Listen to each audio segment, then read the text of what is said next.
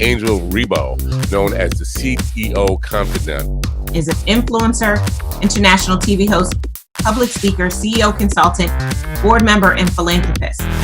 I was always doing the same thing. So I was always helping my employers to develop their businesses. I think that business leaders now need to be conscious like never before. They need to hear different messages. Angel has empowered more than 1,500 CEOs in 33 different countries and speaks 5 languages.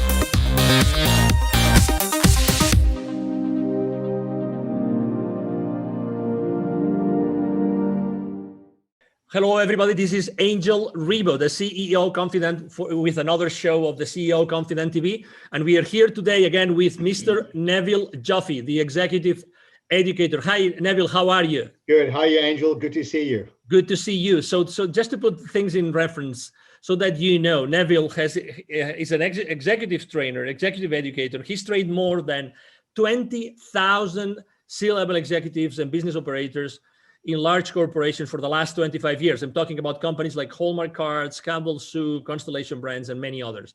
So, you know, we're going to have the conversation around, our conversation around chapter number 9 of your latest book, which is called, you know, The Baker's Dozen Rules of Highly Successful Business Operators. And the title of the book is pretty straightforward. I love it. It's Poppen, which might not tell you much yet, but when I tell you what Poppen means, it will. If your process or proposed plan doesn't improve equity, the answer is no. That's a pretty provocative, thought-provoking title, Neville, don't you think? Yes. So it's just some background to this. During all my teachings for the last lot of years, I've often had CFOs or financial people sitting in my business literacy workshops, not about them learning this material, but rather how to communicate this with their own employees.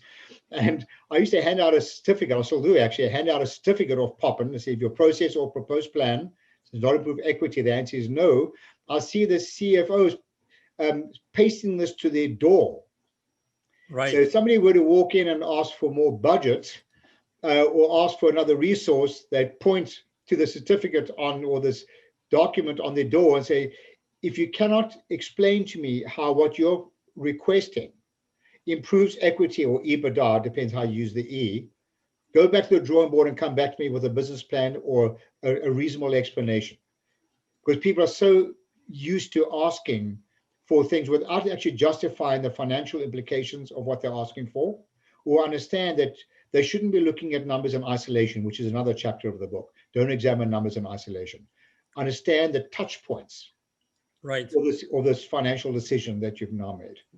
Why would you say that people, I mean, it sounds so natural and so obvious, but it's not the case. Why do you think this is not the case, that typically people don't have this in their mind before making a business decision? One word for it, Angel: naivety. Naivety. People are naive. People are financially naive. And I know the listeners have heard this expression before, but people don't know what they don't know. They don't know what they don't know. They never or rarely apply their mind to all the touch points, all the resources that are affected as a result of a decision. So, for example, someone in marketing may say, we're going to put out a marketing initiative. It's going to cost us $100,000. And we're going to increase revenue. Okay. So it happens to work. We increase revenue. Maybe it's a wonderful marketing campaign, but how many of the people in the organization, we're putting the CFO aside here, how many people in the organization actually have thought about what other resources are affected when revenues increase? Have they thought about how much volume you're going to sell when you step up a cost? Have they thought about the amount of cash flow that is required? Have they thought about the impact to profitability, which is affected with equity?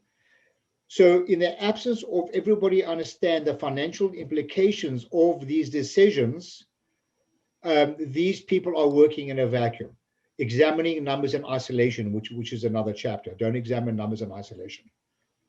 It was pretty shocking to listen to you when you said naivety, right? Because obviously there's so much money spent in education in corporate, right? So naivety. So have you actually tested or tried or asked, what would you say is the rate of financial illiteracy in corporations today? Oh my word, Angel! We've polled people over the last almost 25 years using various methodologies, and according to our testing, I'm talking about non-financial people now, operators, whether it be executives, I'm including senior executives in companies, right down to grassroots. The average level of financial literacy is less than 40% at a basic level. Expressing this another way, the majority of people are 60% financially illiterate. Wow. I mean, you know how scary that is? Yeah, Can you very imagine scary. how much profit is left on the table, if you will, by making financial decisions that have a financial implication and they don't even know it? How can the training that you deliver, right? The training that you've been delivering and that you deliver today, how can it help organizations to do a better job?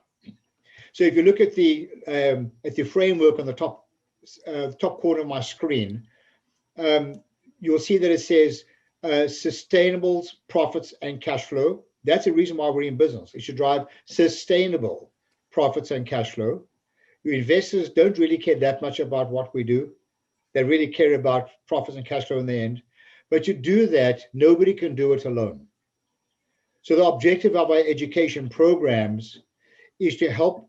Well, first, let me go back one step. You'll see on the top it says accountability. It's not reasonable to hold people accountable if they're not engaged in the decision-making process and if they're not educated. Right. It's just not reasonable. So it is incumbent upon the leadership of an organization to ensure, however they do this, to ensure that people are engaged in the process of decision-making, and that they are educated to understand the financial implications of the decisions, always pointing to the ultimate reason why we're in business, which is profits and cash flow. In Right. the absence of which they are operating in a vacuum, and it is so dangerous. So according to your experience, what do you think makes the way that you've been training, you've been educating, business operators in the last 25 years, what makes it different? I think it's fair to say that there are many non-financial people that would rather have root canal without anesthesia than have to sit down and go through and learn about finance, accounting, anything related to the word finance. Herein lies the issue. It's because of that companies are not losing money, but losing the opportunity to have made so much more money by people being aware. This is not about turning people into accountants. It's not about debits and credits. It's got nothing to do with any of that. It's got to do with understanding the story behind the numbers on a set of financial statements, because that is all your shareholders care about.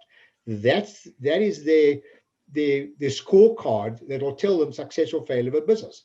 Therefore, everyone needs to understand what the scorecard, the statements will look like as a result of their decision. And everything should point to it, in the absence of which they're making naive decisions, to the point I made earlier on. Wow. If people would like to know more about this, Neville, what's the best way to connect with you? Oh, I love a good debate. Just contact me, Neville, Neville, at bizwisdom, bizwisdom.com. I'd be delighted to share more information with you and to tell you how you can go about getting your people literate and making fiscally responsible decisions. Wonderful. Thank you. Thank you very much for being with us today and for sharing so much, Neville. You're most welcome, Angel. Pleasure as usual. Absolutely. And everybody listening and watching us today, thank you very much for being with us today. It's been a pleasure to have you here. I'm sure that you have enjoyed this conversation with Neville Joffe as much as we have, and we hope to see you soon in our next show. Thank you very much. Have a great day. Bye-bye. Thanks. Bye for now. Thank you so much for watching our show today.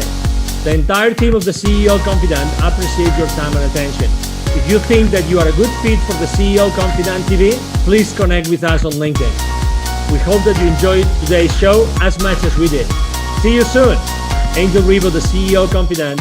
Email address angel@angelribo.com. Don't forget to follow me on LinkedIn. Thank you.